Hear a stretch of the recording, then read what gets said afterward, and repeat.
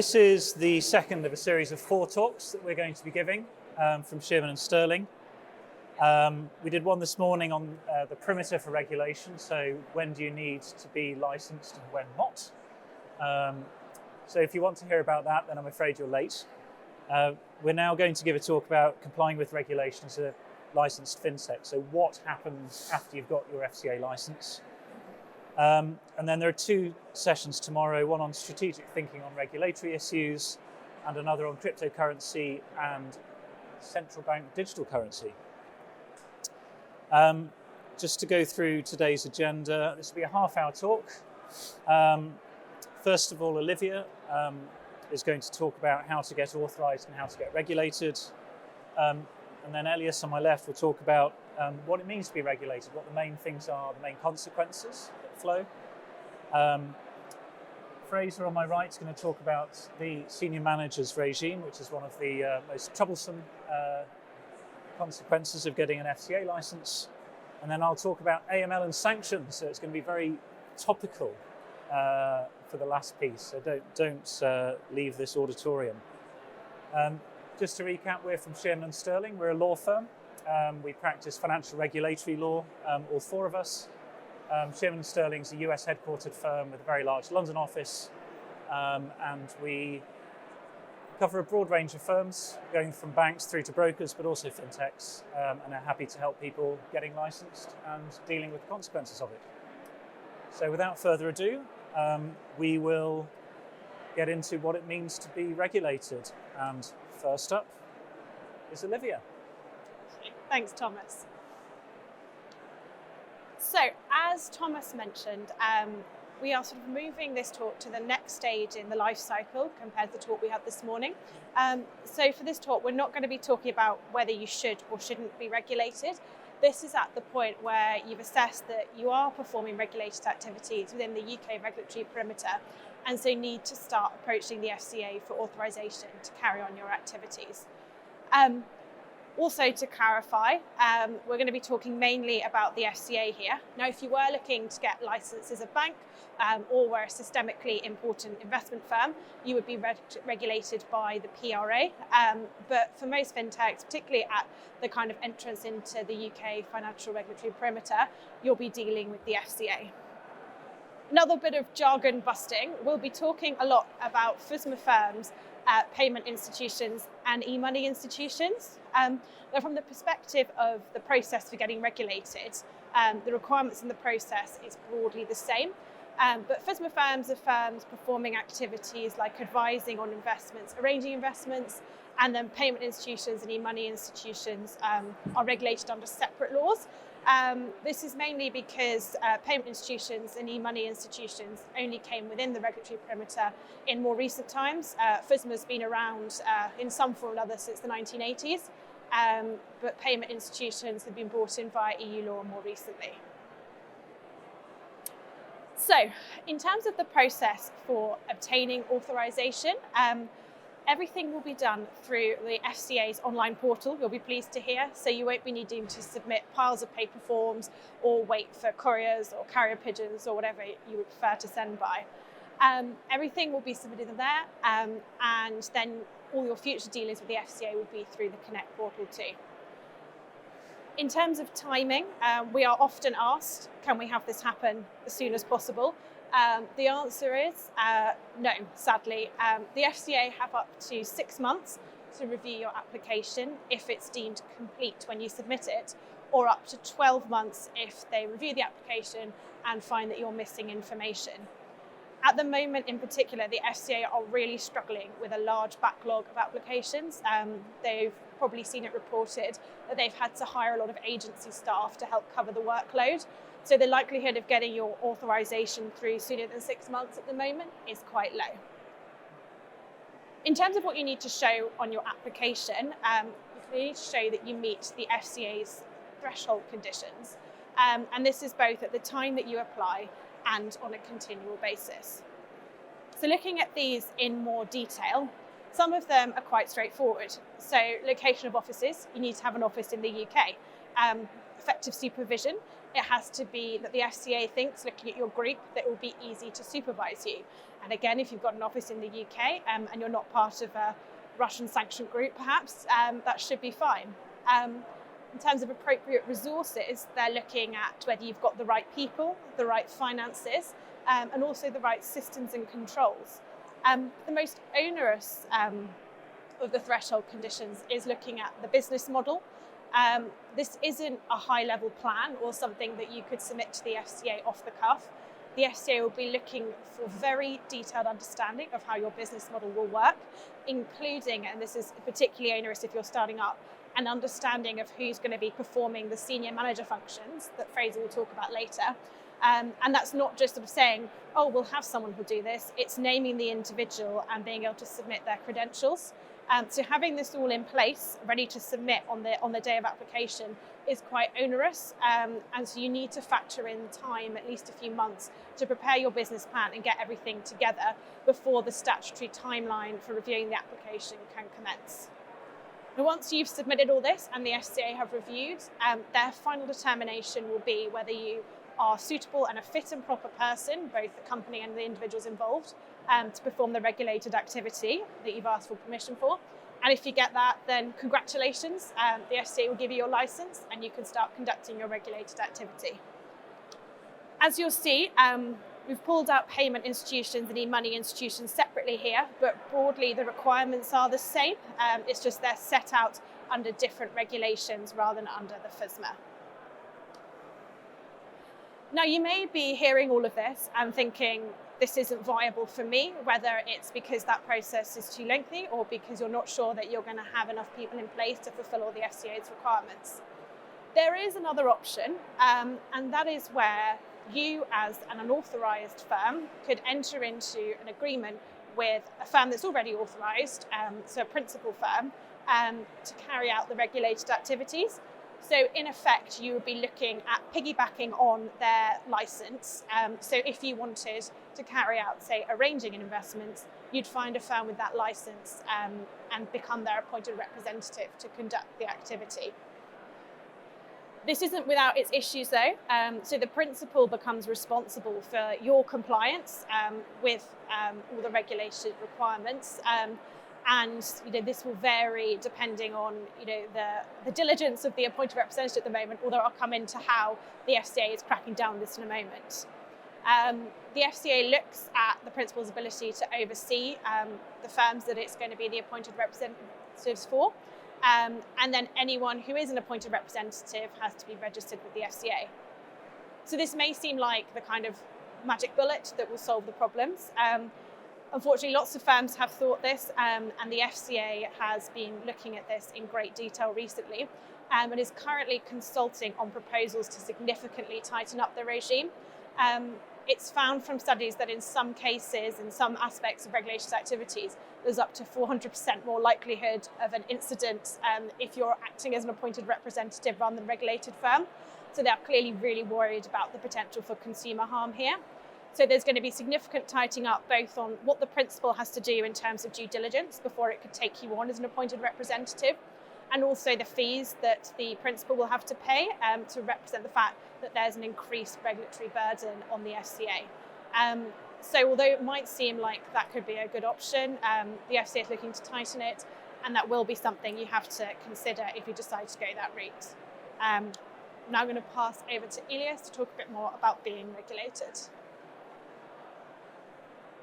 Thanks, Olivia. So where we're at now is that you've put in your application, the authorization has been approved, you've received your letter from the FCA, and voila, you're now an authorized firm. Beyond the fact that you have the letter in your hand, or the email most likely, beyond the fact that you're on the FCA register and people can find out who you are and the relevant individuals, beyond the fact that you may also have now expanded into Europe, you may have other establishments there that are registered, what you're left with is an authorized firm. And what that means for you is a lot more compliance and a lot more obligations that you now owe to both the regulator and to your consumers. We've broken down the categories here into 4 components, but really one could talk at length about any of these options, and we could be here all day giving you a chat about prudential regulation. We're happy to speak to any of these topics at the end of the session or at our booth, but for the purposes of the 5 minutes that I have today, we'll be talking at everything at a high level of generality, I should say. So what do we mean by this? By prudential regulation, we're discussing the amount of financial resources that a firm needs to have at any one time.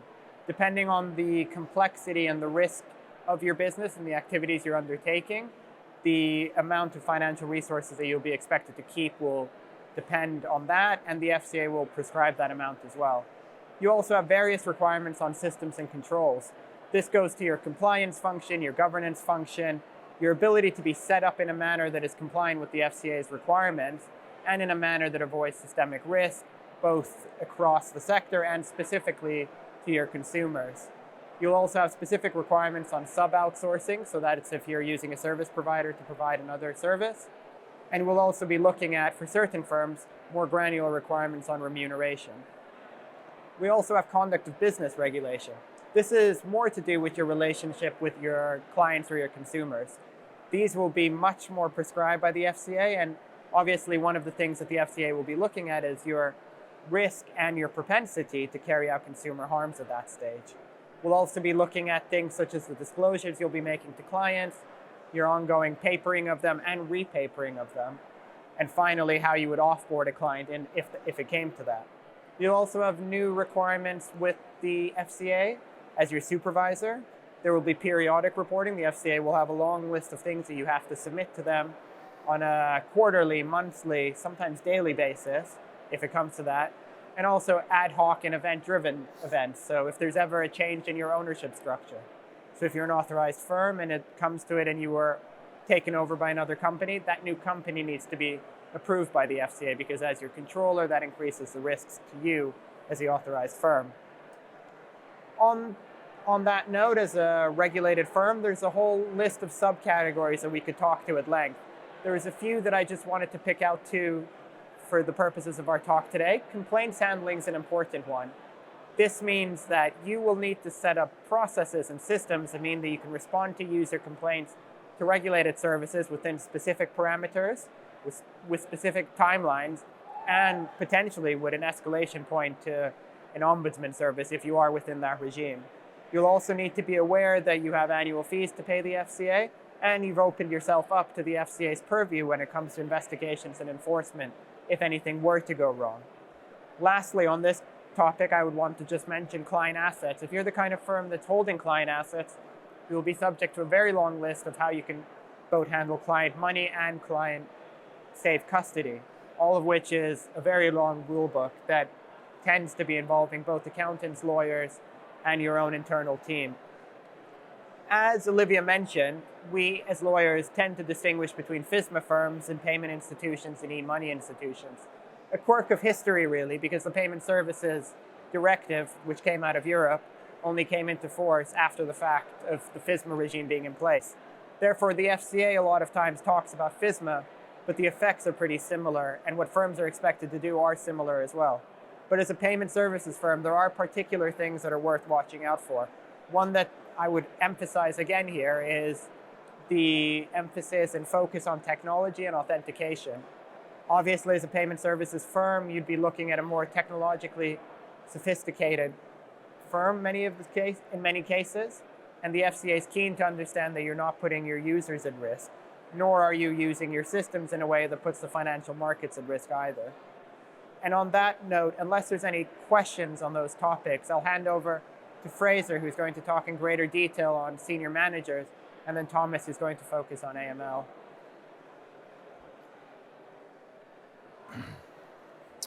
Thanks, Elias. So Elias and Olivia have spoken to you a bit about what it means to get regulated and be regulated from the perspective of the firm. I'm going to talk to you now about what that means as a senior manager at that firm. So if you are a founder or a senior person at a FinTech on the cusp of becoming regulated, that could well mean you. And what's the core of it? What does it really mean for you? Well, it means potential personal liability. If you are one of the designated senior managers at a regulated firm and something goes wrong on your watch in your area of responsibility, or you breach the code of conduct that applies to you, or you're found not to be fit and proper by the FCA, you can be held personally liable for that. And that can mean a big fine, it can mean a lengthy ban from working in the financial sector. If you happen to work at a bank and the bank failed, it can even mean, in exceptional cases, criminal liability. And if we look at the standard of liability that's imposed upon you, it's pretty onerous. So looking at number one, this can apply to you even after you've ceased to be a senior manager for something that happened on your watch. And you can even inherit problems from your predecessor if you haven't taken steps to put that right. So it's pretty serious, and it's probably the most onerous regime of its type in the world. Why is it like this?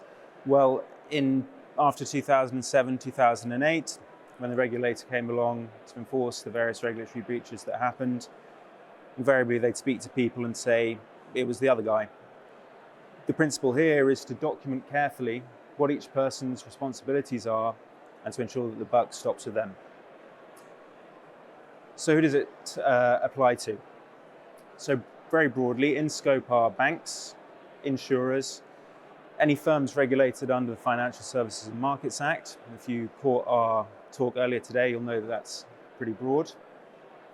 Who doesn't it apply to? Well, currently it doesn't apply to various market infrastructures. If you're on the slide here, credit rating agencies, exchanges, clearing houses. And perhaps importantly for the present audience, doesn't currently apply to payment institutions and e-money firms, although that is likely to be subject to change. The FCA has clearly expressed its desire to extend the regime to those firms. Treasury's considering that proposal currently, but in all likelihood that this will be extended to cover those firms, perhaps in the next year or two. So if you're on the cusp of becoming regulated as a payment institution or e-money firm, definitely an issue you need to be alive to. A few more points on this slide about the application to groups and the territorial application of the regime. Not something we have time to cover in this talk, but let me know if you have any questions after. So what do you actually have to do? Well, the first point is authorized firms in scope need to have senior managers, and those senior managers need to be pre-approved by the FCA. So you can see where it's going. You can't do one without the other. Getting your senior managers pre-approved is a major part of the getting approved process for the firm that Olivia spoke to you about. How do you do this? Well, the senior managers need to be shown to the FCA to be fit and proper. So fit in the sense of technically competent. That's going to involve submission of CVs, employment history, employment references, and proper in the sense of personal propriety, reputability. That's going to involve the submission of not only employment references, but there's going to be criminal background checks. There's also going to be assessments of that person's personal financial soundness. So you have some people who you think might get through that test. What do they actually have to do? This is a 3-tier regime. There is a limited tier, which primarily only applies to certain consumer credit firms regulated under FSMA. There's a core tier, which most firms fall within. And then the largest and most systemically important firms fall in the enhanced tier. Amongst the core firms, you can see there the functions that you need to have occupied by a senior manager. A couple of points to note on this. These regulate functions. It's not about your title. So for example, the chief executive, that's the person responsible in general for the day-to-day running of the firm. It doesn't matter if you call them something else, they're going to have to be pre-approved as the chief executive. The second point on this is it's a significant organizational challenge for you to find people in your firm who are going to want to do this. So you might have been happily carrying on as an unregulated fintech with a founder in essentially the chief executive role. Part of the process of becoming regulated is making them aware of the fact they're going to have these new responsibilities, in particular making them aware of the potential liability that can go with that, and being sure that that person can pass the FCA's fit and proper test. And if they can't do that, well, potentially you have to go out and find someone else to occupy that role. What do they actually have to do? I won't run you through all the detail on this slide, but this is the mechanism by which the FCA ensures that there's someone to who the finger can be pointed if something was to go wrong. All of these obligations need to be allocated amongst the senior managers. needs to be carefully documented, and that plan of responsibilities needs to be approved by the FCA.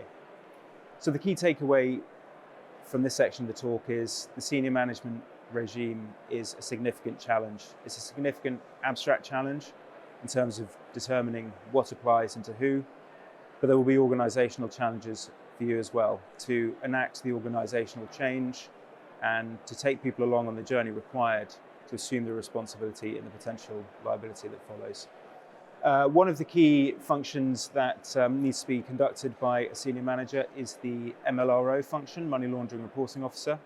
That's a particularly acute challenge at the moment and something Thomas will speak to you about now. Thank you. Thanks, Fraser. So for the last part of this talk, we'll talk about anti-money laundering and sanctions. If we go back to what Elias was saying earlier, he went through a whole plethora of rules which apply to regulated firms. And AML's just one of many, many rules. And if you sort of piled up the FCA handbook, you probably get about that many rules for a typical firm. And AML would be about 1 page of it. Actually, the detail's somewhere else in industry guidance. In terms of resources, this tends to take up probably as much, if not more, than all of the other compliance functions in most firms, for reasons we'll get into. So who's in scope? First of all, it's worth mentioning all FCA regulated firms are in scope of money laundering, but it also applies to loads of other people. Most crypto businesses need standalone AML regulation, even if they're not regulated by the FCA for their activities. It also includes people like us, lawyers, accountants, and many other kinds of service providers, bookkeeping. So even if you decide you're not doing FCA regulated stuff, many of the people here who aren't regulated, who've got booths outside, are actually regulated for money laundering. In addition to sort of procedural money laundering laws, we've also got kind of criminal statutes, the Proceeds of Crime Act, and various sanctions laws, which need to be navigated and usually fall within a money laundering function at most firms. So first of all, looking at key money laundering procedures, you'll have to have a policy and procedure. It's probably going to be quite long. The main part of it in practice is customer due diligence. So for an individual, it's a driving license, proof of address, proof of identity, photographic ID. For corporates, memorandum of association, lists of directors, lists of shareholders. That sounds quite easy. But then when you start dealing with clients, you find you've also got funds, you've got trusts, you've got governments, you've got government-owned funds. You get all sorts of different situations. Then you're going to have to work out a process for what documents you need. What if someone's providing the funding to somebody else? You've got an individual, but they're actually being financed by their parents, their grandparents. So you need to have processes that go through the checklist of what's needed. And a lot of staff then to collect that, put it on file, and keep it in case someone comes to audit that. Proof of funds. If something's higher risk, you'll have more information about these individuals. Do you have your grandmother's cat's vaccine certificate? You probably don't need that. But it gets into that level of exciting detail. There's then ongoing monitoring, so you need to go back every couple of years and look at whether you've still got current information. Passport might have expired, people may have moved. It's just I just want to emphasise this because for people starting up, it's a significant overhead to have a system to collect all this information, including for existing customer base, not just for new ones, and then to have that all in one place and ready to be used. Simple, standard, enhanced. You have to look at your clients and work out what their risk is. So simple CDD would be someone like me, a lawyer. I don't represent any risk at all. I've got a job. I'm here in the UK and you can look at my driving license. Enhanced customer due diligence. If you want to provide FinTech services to Vladimir Putin, he's going to be in the enhanced due diligence section. You're probably going to want more information about what he's up to and where he got his money from. Doesn't mean you can't do business with them. It just means you need to do more diligence around the relationship before you take it on, because you might end up doing something you weren't thinking about doing. Standard is kind of in the middle. Probably most corporates end up in standard. There's guidance here just to flag most of this resides outside the FCA rules. So you might see the FCA rules, it says, I've got to have some money laundering procedures. That's all very well. you actually then need to look at the Joint Money Laundering Steering Group guidance. That's the main UK piece of guidance, and that is hundreds and hundreds of pages long. Okay. In Europe, there's also European Banking Authority guidance on money laundering. This is where all the details is of how much diligence you have to do, what documents to collect, how often to monitor. And there's a lot of stuff there. There's a whole kind of rule book outside the rule book on money laundering that people need to look at. Sanctions, just quickly before we end our session, which has become very topical. Sanctions is usually a kind of peg on to anti-money laundering, and before you'd run a check against some databases and check that the person you were dealing with wasn't sanctioned, and then it wasn't, and then that was the end of it. Of course, over the last month or so, there have been lots and lots and lots and lots of sanctions issued. I mean, there already were lots of sanctions, but it's mostly for what I'll call undesirables in the Middle East, coming out of the, Iraq and Syria and things like that, and Afghanistan. What's happened over the last month is that a country which was quite well connected to the global economy, Russia, I mean, it used to be in the Soviet Union, but that's a long time ago. But a country that's unprecedentedly linked into the global economy has had most of its main active sanctions. And so, what's the challenge for industry? Well, if you've got 20,000, 30,000 clients, 100,000 clients, and you run a search, most firms have had a few hits against people who've ended up being put on a sanctions list. So the key takeaway for now in process terms is you need to have a good database on sanctions, which is very up to date and covers all the main countries, because all the countries are putting different people on their lists just to make things more difficult. Secondly, run searches, and thirdly, if you find somebody on the list, I think you then need to get senior legal or compliance advice internally or externally. People are then going further. A lot of people have decided that for business reputation reasons, for business risk reasons, they don't want to deal with particular countries anymore. So, not only is there a sanctions issue, there's kind of a broader issue. We don't want to be doing business in particular parts of the world. And again, that leads you then into searches to identify those people, messaging to staff, messaging with clients about where you're placed, terminations of relationships, suspension of relationships, and again, a discussion with compliance and legal.